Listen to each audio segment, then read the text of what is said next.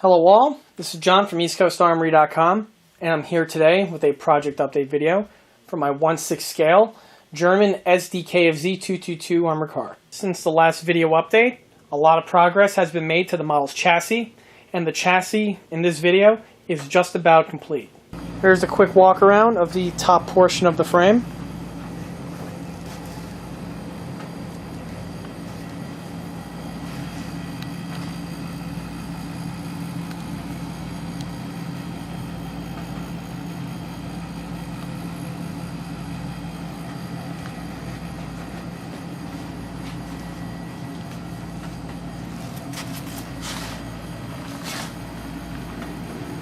And here's a walk around of the underbelly of the model.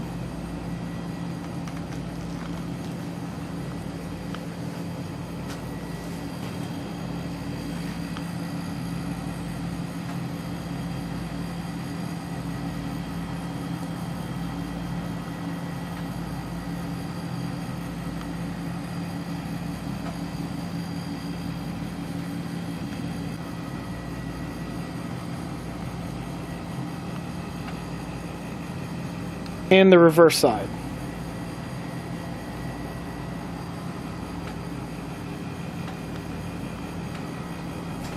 To start, the model's transmission has been fabricated and has been mounted to the vehicle. The transmission that you see here is a new addition to the EastCoastArmory.com product line and is available now. Transmission features all of the detailing that you see represented on this piece here, including the rigidity/cooling ribs, fastener detailing, drive shaft details, as well as all of the support struts and cable hookups. And here's the transmission from the underbelly.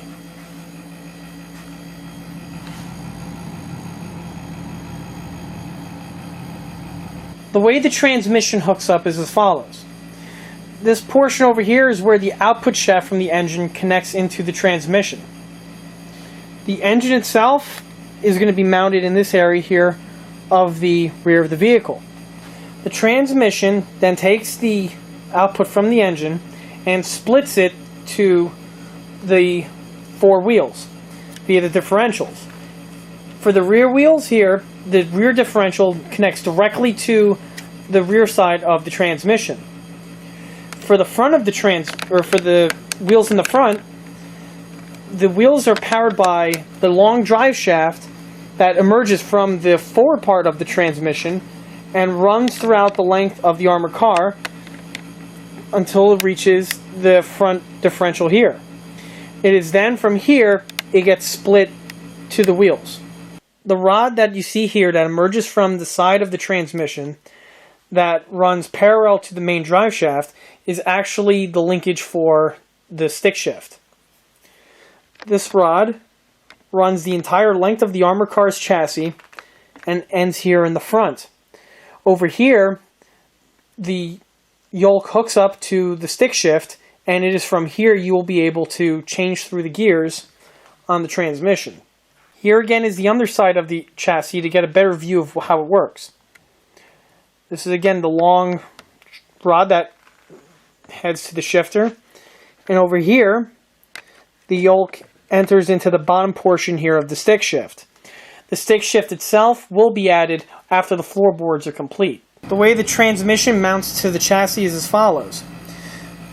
Besides it connecting to the rear differential, it is connected to the frame via these two welded angle mounts, which are part of the frame, and then the transmission connects to these angle mounts via these two braces here.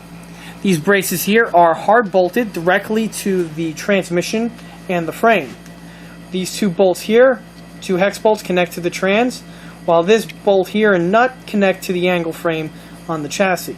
This is a mirror image on the other side.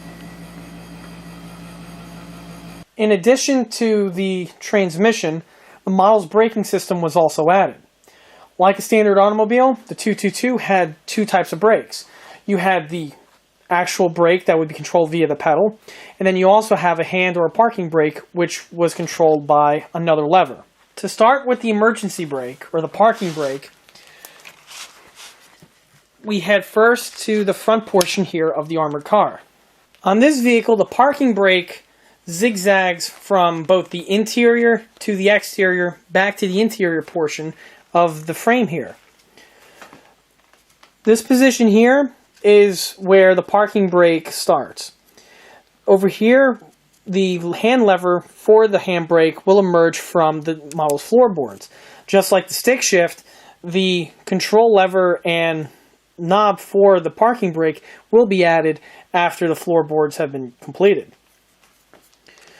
Via yoke, the parking brake moves from the yoke here, which will be connected to the hand lever, to this position here. This position here then transfers the motion from the interior of the frame to the exterior of the frame. To get a better look, this is the same part here I just mentioned in the earlier scene, just from the underbelly of the model.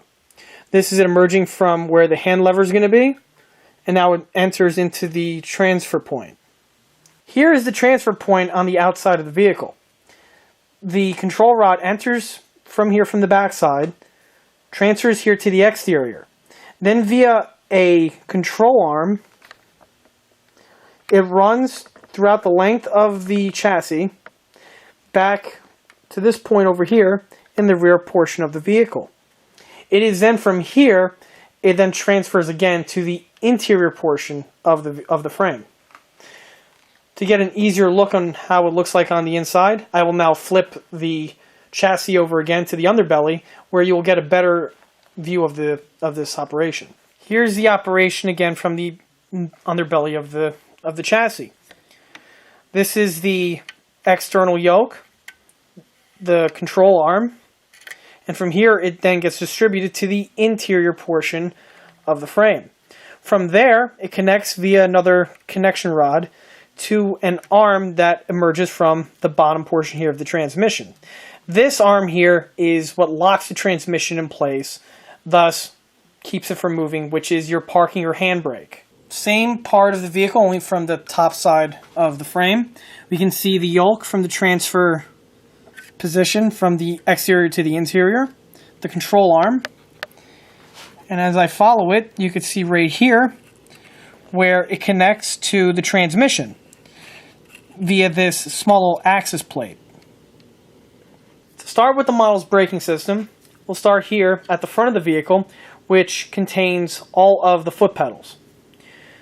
These three arms you see here will get their actual foot pedal parts installed on them, but this will be just like the other components after the installation of the floorboards. These three pedals here are what control the entire vehicle. This pedal here is the brake pedal, this one here will become the accelerator, and this one here will become the clutch. The way the brake system works is when you apply the brake pedal, which is this one over here, the brake pedal itself is connected via linkage that runs around the differential through this bulkhead, and it then enters this hydraulic unit over here. This system here takes the input from the pedal, then amplifies it to then pivot this large cross frame over here. This crossbar here is connected to the ends via this small little linkage. This linkage here is found on either side of the model's frame.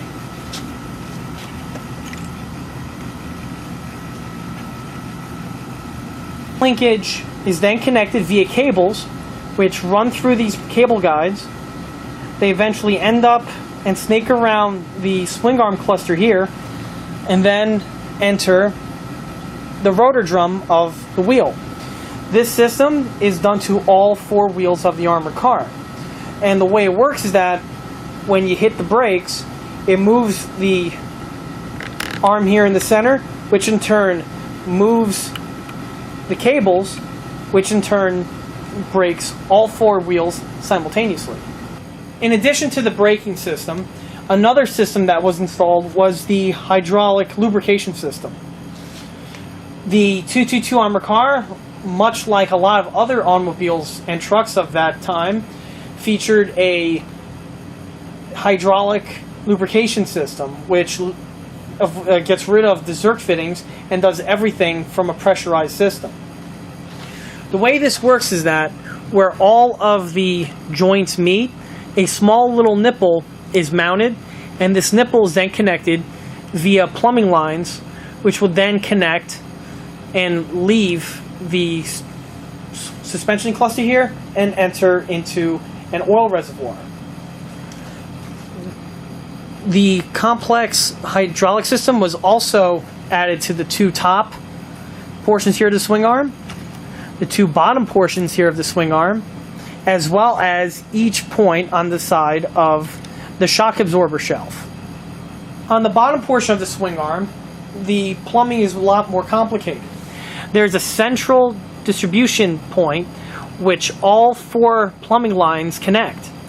These two lines that emerge out that plug into the two shelves are split further so that they could lubricate each side of the line. All of the lines converge into this point and will leave and will all converge together at the oil reservoir. This system is done on all four of the model's clusters. And here, mounted on the interior portion of the frame, which is in front of the steering crossbar and the stick shift rod, is the oil reservoir. The oil reservoir is the central meeting point for all of the lubrication hydraulic lines to converge. After the model is painted, all of the last of the connecting hydraulic plumbing lines will be added and will converge to the center here. Like the hydraulic lines, the rest of the brake lines will be added after the model is painted. Also, after the model gets its base coat as well as its lines added, the hydraulic system and the braking system will be added to the ECA product line. Moving our way to the front of the vehicle, we have here the front toe shackles. These toe shackles here are actually modified from the kit originals and have been modified to make them mount to the frame in the correct manner. Here we have one of the stock toe shackles that has been clipped directly off the model's runner. The stock toe shackle itself was ground down to delete this hexagonal shape here we have on the interior and on the exterior, and it was then heated via heat gun, so when pliable it was able to bend and flex and twist in much the same way is done on the real one. On the real vehicle, this piece was heated with a torch and then banged and twisted into the shape that was desired by the company. Only the two front toe shackles have this type of format to them because they have to mount to the under flat portion here of the frame. To mount the two hooks to the frame, they are simply screwed into place via two small slot screws.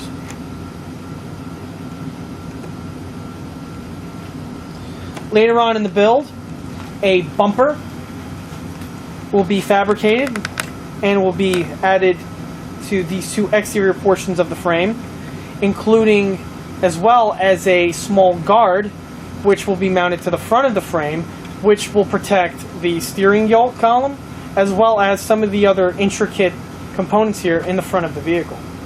Another addition that was made to the frame was the addition of the access plate for the main bulkhead. On the real 222, this plate was added so that it covers up any holes for foreign objects to get in to disrupt the drive shaft as well as the steering rod, and I believe is also removable so you can get access to these same parts. One final piece that was added to the frame was the rear connecting point / motor mount. The frame had a large bulkhead in the back that also acted as the rear engine mount for the engine once fitted. What's unique about the frame is that on the underside we have a complex rib and bulkhead system. This system here ensures that the piece is strong and rigid to hold up both the rigors and vibrations of the frame as well as the stress of the motor mount. The frame on the model itself is all fabricated out of Lexan, sheet styrene, and square plastic stock. And that concludes this video update for this 1/6 scale German SDKFZ 222 armored car. Stay tuned for more progress as well as more detail upgrades. Stop by and like us on Facebook, and don't forget to check out eastcoastarmory.com for more 1/6 scale tank builds as well as other 1/6 scale detail components. Thank you.